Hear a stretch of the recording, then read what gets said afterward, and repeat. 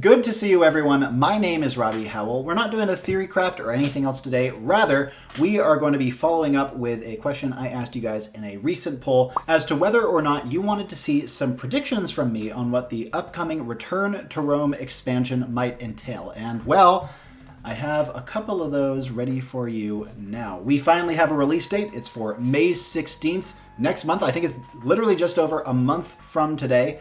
And I have a fair few thoughts on what this mysterious entity might entail that I'd love to share with you guys here and now. Obviously, if you have any thoughts on the topic, I'd love to hear from you down below. But before we begin, let's start with a couple of quick disclaimers. Now, first of all, there are probably many other people out there who have had similar ideas to what I'm about to relate here. Just know I'm not trying to plagiarize anyone in case there are some coincidental convergences in what my theories are to other people's. Additionally, I have 3 theories on what Return to Rome might entail, but I'm only going to give myself full credit if I get all 3 of them. In fact, I think all 3 of my guesses here are possible to happen convergently. Lastly, and most importantly, please remember that all of this is just in good fun. I am so far away from a pro or an expert or an insider or anything of that nature. As with everything else on my channel, most of this is just goofing around, having a good think, though I will say there is one big question mark remaining for me about this whole expansion, namely cost. Obviously, cost is a very sticky issue when it comes to DLCs. For the most part, I think that Age of Empires DLCs are okay. Obviously, I love the game. I love having new content added, but I do think that they are a little bit on the expensive side, hence why I only ever pick them up when they are at a very steep discount. While I hope that Return to Rome is absolutely chock full of content, I'm a little bit worried that Microsoft might take the opportunity to try to hike its price a little bit beyond what it is actually worth. Now, obviously, what it's actually worth is largely subjective, but I think we have a pretty good bead on what an Age of Empires DLC should cost, and even if this is far grander than just a standard DLC, I'm kind of worried that they will try to charge the full retail price of a game for it, or something of that nature. As someone who has played Warhammer Total War in the past, I know what DLC gouging looks like. Though, again, fingers crossed it doesn't happen, and Age of Empires has been okay about it so far. Let's move on from all of that crap into my first guess, a port of Age of Empires 1 into the Age of Empires 2 engine. Now, my first cue into this theory was that the box art for Age of Empires 1 is very similar to what they have for Return to Rome, but there's a lot more evidence to it than that. The other main one being that the Age of Empires 1 Definitive Edition didn't really do very well, from what I understand. I could be completely off base about that. And more importantly, I think a big reason for that is that Age of Empires 1 is in desperate need of mechanical modernization.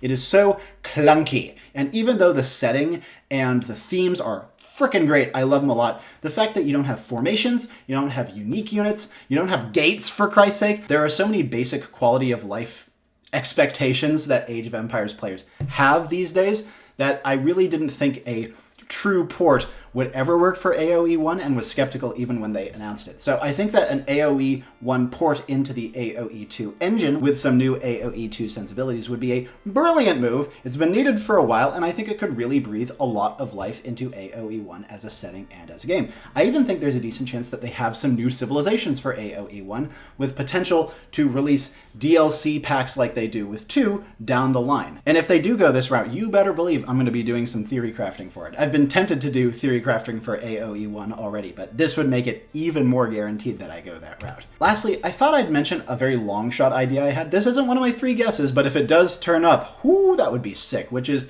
I kind of envisioned this future where Age of Empires 1 and 2 can be played together, you know, where you could play as the Sumerians fighting the Burgundians. I think that would be absolutely sick. Obviously, the technology trees don't really sync up, and as such, you'd have to put some sort of substantial penalty on the more advanced civilization, but I do think there are ways to make it work, and especially if both games are working in the same engine, I think it would be incredibly fun. And frankly, I think it would make the game absolutely explode in terms of its potential and the number of people who are drawn to it. And if this did end up happening, who knows, maybe you could see 3 given the same treatment as well. Newsflash, though, I learned as I was prepping this presentation from 2 different commenters, namely Johannes Eilfsen and Zastor994. You guys are both amazing. Thank you so much for keeping me up to date on these sorts of things.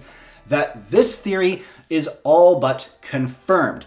It says so on the Age of Empires wiki, and apparently that is coming from the fact that a tweet of some kind containing kind of an allusion to this being the case was posted and later deleted by someone who is apparently an insider. Ooh, speculation, drama. Could be a misdirection, could just be wrong. But I felt it was important to mention this information, even though I have been talking about this guess for a while before now, just because I no longer think it's that dramatic or interesting of a guess. Let's move on to some of my more harebrained ideas for what I think RTR might entail. Next one being some new civilizations for Age of Empires 2.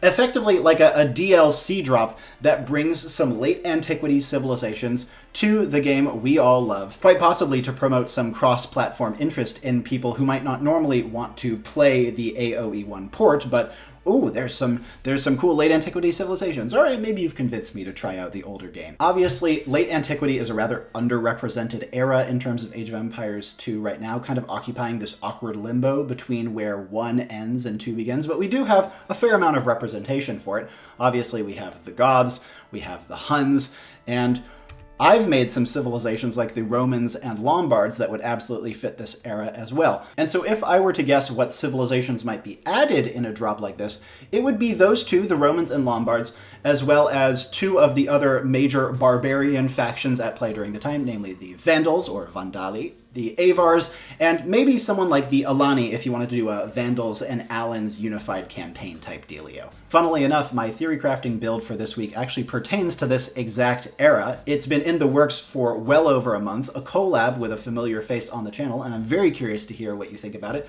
Complete coincidence that it's dropping at the same time as this, but a very happy coincidence nonetheless. I think it's rather unlikely that this AoE 2 DLC is the only thing that the Return to Rome expansion brings us. Instead, I think of it more as throwing a bone to AoE 2 players who might not normally be excited for an AoE 1 port, and as mentioned, bridging the two games together with a couple of interesting thematic civilization choices for both. On to guess number 3. An overhaul of the Persians' civilization. This is another one I've heard some rumblings of in the comments section. People like Eric DW and I were literally just talking about it, funnily enough. The Persians are, in my opinion, the single most hurtin' civilization in the game from a thematic and mechanical standpoint. And this would be a perfect time to give some love to them, like bring them up to snuff for what a modern Age of Empires 2 civilization looks like. They are, as many people have noted, very noticeably absent from recent patches. They did get Gambesons, woo, but very notably, Mahouts wasn't blended into the War Elephant in the same way that, for example, Royal Heir's old effect was blended into the Shotel Warrior, and from what I understand, are generally considered one of the lamest civilizations the game currently has to offer. Another route this could take would be as a split rather than an overhaul. Now, the obvious way to go about this would be to separate, for example, the Sassanids from the Safavids, who are divided by about 1,000 years of history, but are as of now lumped into the same civilization. However, that would be a dynastic civilization split, and as I went over in my dynastic versus ethnic video, that seems very unlikely to happen in Age of Empires. And for me, even though I think the dynastic route is fine, I wouldn't personally do it if I were going about a theory craft for this. That being said, an ethnic split for the Persians is possible. It's just difficult and a little bit obscure. So as such, I'm not really sure the developers will choose to go this route, even if it's one that I personally would definitely dabble with. As we've seen in recent patches, the developers of Age of Empires are signaling that they are very open to big changes to the game, including vast sweeping changes to old favorites. And while some things like the Celt change to strongholds are kind of lame, we have some major changes to the Vikings as well, for example, that really tell me that they are interested in taking the game in fresh new directions, the sort of thing that something like a major Persians overhaul would be absolutely perfectly suited for. And that's it. Those are all of my predictions for what Return to Rome could entail. To review, 1, an Age of Empires 1 port, 2, a standard Age of Empires 2 DLC with a couple new late antiquity civilizations, and 3, a massive Persians overhaul. Thank you guys so much for watching. A short one today. I hope it was enjoyable nonetheless, and I'd love to hear what do you think about this whole situation? What guesses do you have? Do you think that mine are on base? And as always, my name is Robby Howell. Keep an eye out for the theory crafting video on Friday, and ciao for now.